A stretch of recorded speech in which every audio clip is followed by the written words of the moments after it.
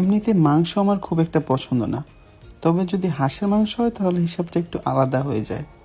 হাঁসের মাংস থাকলে এসব গরুর মাংস, মুরগির মাংস, খাসির মাংস আমার কাছে খুব একটা পাত্তা পায় না।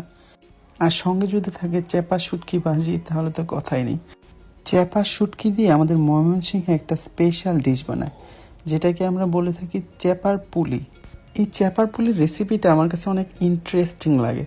যেমন প্রথমে এটার কুমড়ো পাতা ভালো করে সিদ্ধ করে নিতে হয়, তারপর 3-4টা কুমড়ো পাতা একসঙ্গে করে সেই চ্যাপা ভাজিটাকে কুমড়া পাতার ভিতরে দিয়ে ভালো করে মুড়িয়ে তারপরে আবার তেলের মধ্যে ভাজতে হয়। এই জিনিসটা আমার কাছে অনেক কঠিন মনে হয়, তাই আমি আমার কাছে দেখে যতটুকু বুঝতে পেরেছি এতটুকুই বললাম। এর থেকে হয়তো বা কোনো কিছু মিসিংও হইতে পারে।